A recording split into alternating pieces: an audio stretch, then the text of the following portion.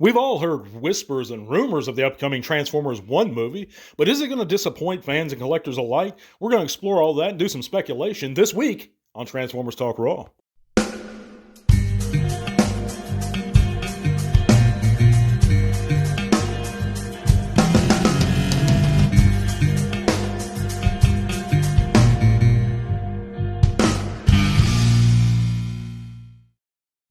So Transformers 1 is going to be upon us before we know it, guys, and we're going to get into speculating on what it might have in store for us as we look forward to its release. And I am, let me get that out the way right now. I am basically looking forward to it. I was looking forward. I'll get into that in a second. But before I do, guys, if you haven't heard, you can click those various links in the description below. It's going to take you to all kinds of cool stuff, including our Facebook group where you can come chat bots with us, share your own channels or pages, whatever you like, and we'd be real glad to see you guys there. And I hope you guys are having a great weekend. I hope you had a great work week, wherever you're at, whatever you're doing. I hope you're blessed and you're staying safe. And as the weather's changing, guys, I'm trying to keep up a consistent schedule, so just bear with me. I know sometimes I'm a little late with the uploads. I was this week. Work's been crazy. But if you're interested in supporting the channel, guys, by the way, that link to our channel is going to be in the description below. To our Patreon is going to be in the description below.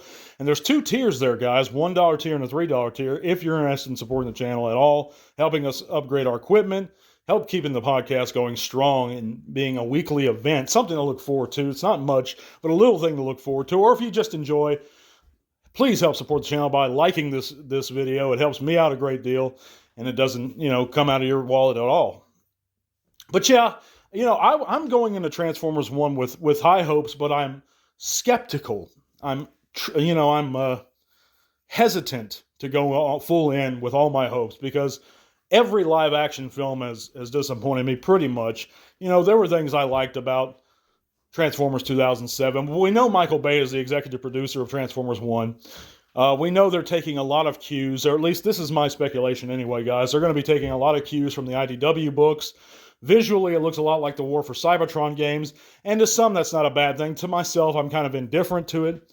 I do like the fact that they're getting all new actors to do the voices, and well-known actors. They're kind of pulling an 86 with that. You're kind of getting the hottest stars of today. You got Chris Hemsworth as Optimus Prime. Of course, you got a filmmaker himself doing the voice of Megatron. I don't know how I feel about that one, but you have Scarlett Johansson and various other actors, or popular actors, in the mainstream light today. And I kind of like that. That kind of goes hand in hand with what they did back in the day with Judd Nelson and Eric Idle, Leonard Nimoy, all that. But so that doesn't bother me. What bothers me is what they've teased. It's going to focus on Megatron and Optimus's relationship. And I'm a G1er at heart. I'll always be a G1er. Sure, I like some of the other series within the franchise, but I'm a Sunbow guy, then a Marvel guy. And that's just what I know and love. Of course, I love the Beast Wars too, but, I'm scared about them not paying homage to it, not honoring the continuity that's come before it. I don't expect them to continue the continuity.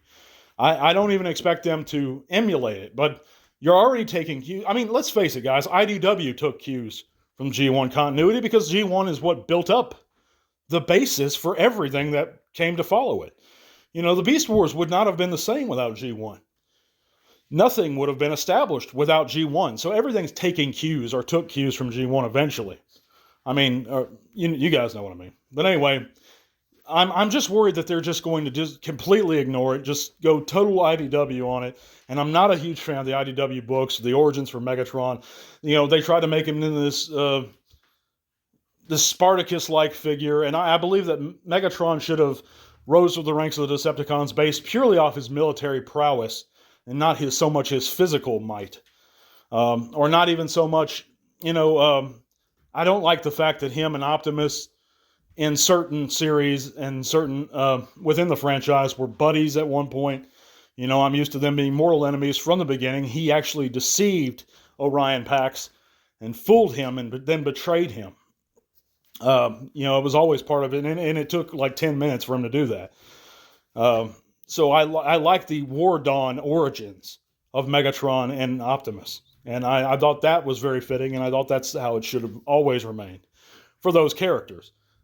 So I'm a little scared that they're going to try and make Megatron a sympathetic character, like certain series have done. And I don't believe he is. I think he's the antithesis or the opposite of being able to form sympathy for. He's like being, sympathizing with the Emperor Palpatine in Star Wars. It's literally the devil. It's supposed to be the antagonist, the ultimate antagonist. His very name harmonizes with antagony. I mean, it's Megatron. There's no other name that inspires that terror. But maybe I'm thinking about it too hard. I just don't think we should ever sympathize with Megatron in any way. And that's why I love him so much. You love to hate him. But let me know in the comments if you feel the same way. I'm just speculating here, guys. Of course, there's a lot we don't know about Transformers 1, but I'm going into it with an open mind because it is at the end of the day, the first animated Transformers film since 1986. And we all know how special that is to so many of us. But yeah, I thank you guys for listening. We're going to be right back with the news, but first, a word from our sponsor. Let me take a moment to let you guys in on the newest, coolest spot to shop online for all your Transformers needs, Planet Toys. With great customer service and fast shipping, not only do my friends at Planet Toys carry a wide selection of Transformers, both new and vintage, but the guys at Planet Toys are trustworthy because they're fans and collectors, just like us. So stop supporting big and personal online toy stores and click the link below to head on over to Planet Toys. And remember, when you choose to shop with our sponsor, you're doing much more than buying an awesome buy. You're helping to support Transformers Talk Raw. So click the link below and head to Planet Toys now. And big thanks to our sponsor, Planet Toys, for continuing to provide our giveaway figures. And just a few news bits to go over this week, guys. But first up, the prototype images of Studio 01 Overmind, which is a recolor of the Energon Unicron Cell, ships in October 24th. It ships out in September of 2024, but we have those prototype images. It's a black Unicron, basically. It's a repaint of Studio Cell.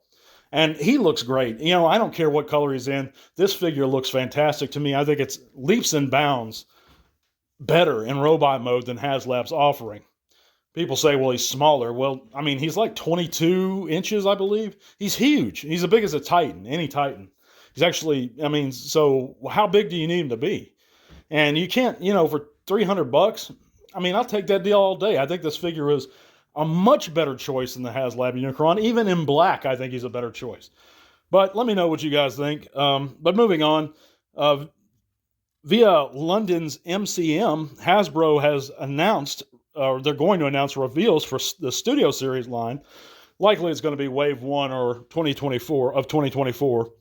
And of course, we're looking at the Wave breakdown list right here. And of course, we're getting that Springer, the 86 Springer, the Swoop, and a bunch of other ones from various series within the Transformers franchise. And I'm excited about a few of these. Of course, that 86 Steeljaw, that's going to be awesome. It's very rare we get a Steeljaw to begin with. But we also have product shots of the Earthspark Prowl via UK's In Demand Toys. And if you're into Earthspark, guys, he looks pretty good. But yeah. And the last bit of news for this week is going to be the official in-hand image of Legacy Beast Wars Silverbolt. Of course, they have him right here next to Black Arachnia, the Kingdom Black Arachnia, for scale. If anyone was worried about scale, don't worry, guys. He looks pretty good by her. I actually think he looks great. I know in this image right here, you can't really see his wings too well or at all. But I love the paint detail they put on the wings. But yeah, we're looking forward to that one too. He should be in our hands by the end of the year, I'm thinking. But yeah, guys, that pretty much sums it up for this week's segment, guys. But our winner of this month's giveaway is going to be Mr. Jaleel King. Mr. Jaleel King. And that's for the Studio Series 86 Brawn. And I'm going to be having him shipped out real soon. If you didn't win, though, guys, by the way, there's always next month. We have a new giveaway every month. And it's been our sponsor pretty much up until this point. It's going to be our sponsor next month. Well, we are unfortunately losing our sponsorship at the end of next month. And but we're still going to have giveaways every month. That's no problem at all. But we'd like to appreciate them sponsoring the podcast up to this point. But yeah, guys, we're going to be back next week. Sorry about the shorter segment this week, guys. It's just been rough, like I said. I hope you guys take care. God bless. And to all are one. This podcast is made possible thanks to the support of great people like you. Thank you.